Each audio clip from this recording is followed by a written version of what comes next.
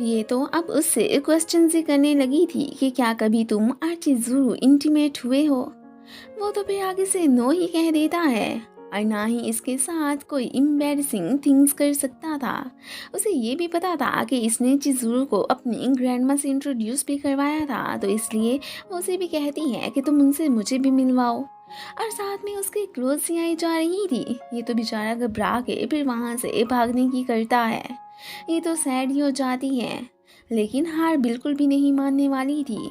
इसे कज़ुया की working place का भी पता चल चुका था। सो नेक्स्ट डे कज़ुया को तो शौक ही मिलता है कि रुका उसकी जगह पे पार्ट टाइम जॉब करने आ चुकी है।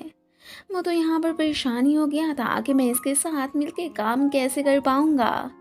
चिज़ुरू ने बात करने के लिए इसे बुलवाया था। ये पहले तो इमेजिन करने लगता है कि कहीं उसके इरादे रोमांस करने की तो नहीं है, पर वो फिर खुद ही अपनी इमेजिनरी दुनिया से बाहर आता है। वह जैसा उसने सोचा था ऐसा वैसा तो कुछ भी नहीं होता।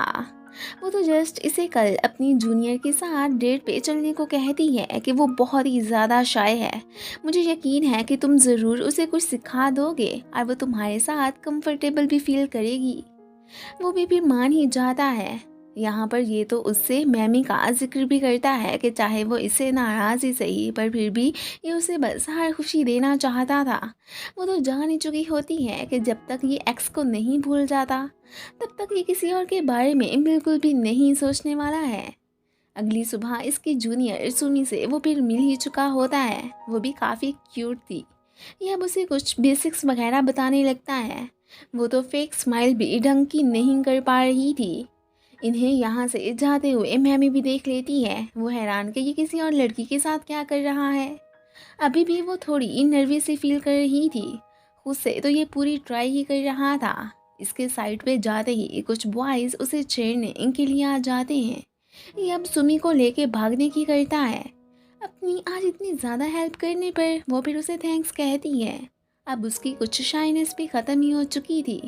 दोनों खाना खाने एक रेस्टोरेंट पर जाते हैं। वो तो स्पेशली इससे अपना फूड भी शेयर कर ही देती है। अभी कज़ुया वॉशरूम से होके आया ही होता है कि वहाँ पर मैमी को बैठा देख के ये तो शौक ही रह जाता है कि ये कहाँ से आ गई। अब वो तो समझने लगी थी कि चिज़ुरू को ये तो चीट ही कर रहा है, लेकिन फिर भी उसे कहती है कि मैं उसे इस बारे में बिल्कुल भी नहीं बताऊंगी। आखिर को मैं तुम्हारी एक्स जो हूँ। अब ये ज़रा उससे पैचअप करने का सोच रहा था। अब तो और ही ज़्यादा गड़बड़ी हो गई थी। खैर अब इसने सुमी के साथ अच्छे से ही टाइम स्पेंड किया था। वो तो फिर इसे गुड बाय कह के वहाँ से चली जाती है। इसे शक तो था कि जैसे सुमी कज़ुया की गर्लफ्रेंड नहीं थी के बारे में जब ये सर्च करती है तो अब मैमी को पता चल जाता है कि वो तो रेंटेड गर्लफ्रेंड थी। और बस और फिर क्या था, उसने तो अब चिज़ुरू के बारे में भी मालूम कर ही लिया होता है। इधर ये आज सुमी की हेल्प करने पर उसे थैंक्स कहती है और यहाँ पर ये भी उसे बता ही देती है कि मैंने अपनी रेंटल जॉब से क्विट करने का डिसाइड कर लिया है। वो सरप्राइज रह जाता है कि इतनी जल्दी। वेल उसे रोक थोड़ी ही ना सकता था। वो भी एंड तक वो इसका साथ देने को तैयार ही थी। अभी तो डायरेक्टर से बात करके ये तो एक्टिंग फील्ड में ही जाने वाली थी। ये अपसेट ही हो जाता है कि उसके जाने के बाद मैं क्या करूँगा। नेक्स्ट डे अब जिस पर्सन ने इसे डेट पे बुलवाया था वो कोई और नहीं बल्कि मैमी ही थी और उसने जानबूझ के ही ऐसा किया था। ये तो उसे देख के परेशान हो जाती है। कज़ुया को रुका की कॉल आई थी। वो इसे मिलने रेस्टोरेंट आ जाता है। आज उसका डेटिंग करने का इरादा था। अब चिज़ुरू ने क्विट करने का फैसला किया था तो ये रुका के बारे में ही सोचने लगता है कि ये भी तो बहुत अच्छी लड़की है और साथ में हार्ड वर्किंग भी, तो क्यों ना इसे ही अपनी रियल गर्लफ्रेंड बना लूँ। अब इसमें बुराई भी क्या है। सुमी भी डेट पे आई थी। आज तो वो बिल्कुल भी नर्वस नहीं होती, इसलिए मन ही मन में कज़ुया को थैंक्स भी कहने लगती है कि उसी की वजह से आज फिर मैं कंफर्टेबल फील कर रही थी। मैमी इसे कराओके लेके जाती है। ये बहुत सोचने के बाद रुका को धकेल के साइड पे ले जाता है। इससे पहले कि वो इससे कुछ कह पाता उसकी नज़र मैमी और चिज़ुरू पे पड़ती है, जो कि वो दोनों यहीं पर ही आई थी। ये तो शौक ही रह जाता है कि कहीं उसे चिज़ुरू की असलियत का पता तो नहीं चल गया। आज की डेट के वो तो उसे पैसे भी देती है। जब वो नहीं लेती तो ये ज़बरदस्ती उसके पर्स में ही डाल देती है। ये मैडम तो जस्ट उसे अब यूं लवर्स होने का नाटक करने पर रोकने को कहती है और ये भी कि मैं इस बारे में किसी को भी कुछ नहीं बताऊंगी, बस तुम वो करो जो मैं कहूँगी। रूका ने भी इसे नहीं देखा था और फिर वो तो एक बहाने से उसे वहाँ से लेके चला भी जाता है।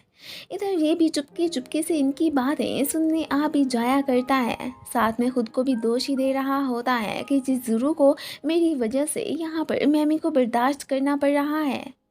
जब वो इसे लेके बाहर जाती है तो ये भी अपनी तबीयत के ख़राब होने का बहाना करके उन्हीं के पीछे ही चला गया था और फिर बाद में उनकी छुप के बातें भी सुनने लगता है। ये उसे बताती है कि कज़ुया तुमसे बहुत लव करता है, कभी तुम भी तो ट्रू फीलिंग्स के साथ उससे टाइम स्पेंड करके देखो।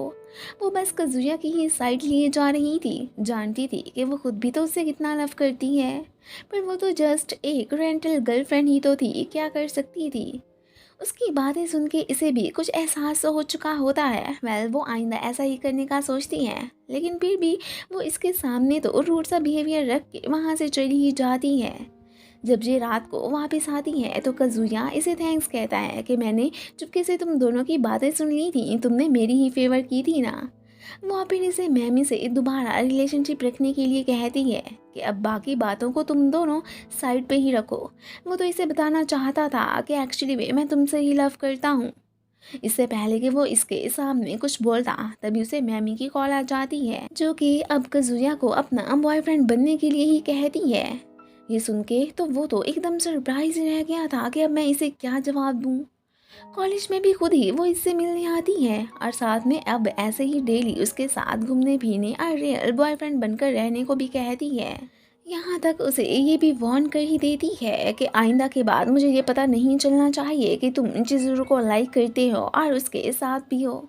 उसे तो ये भी पता था कि वो कॉलेज में ही है, इसलिए उसके पास जाके उसे अब कज़ुया से दूर रहने को कहती है। आज अपार्टमेंट आके वो तो इसे इग्नोर ही करने लगी थी। वो सैड हो जाता है कि इसे अचानक क्या हो गया, क्या हमारा रिलेशनशिप वाकई में ख़त्म हो चुका है। ग्रैंडमा को बताने का वक्त आ चुका था। वो उन्हें कॉल करके कहता है अगर मैं आपको बताऊं कि चिज़ुरू का और मेरा फेक रिलेशनशिप था तो आप क्या कहेंगी। वो तो आगे से कोई भी रिएक्शन नहीं देती, बस इतना ही उसे कह देती हैं कि अगर तुम लोगों की फीलिंग्स ट्रू हैं तो मुझे फिर बाद में कोई भी एतराज़ नहीं होगा। वो भी फिर उनकी बात समझ ही जाता है। मैमी के कहने पर वो उसके पेरेंट्स से मिलने आया था।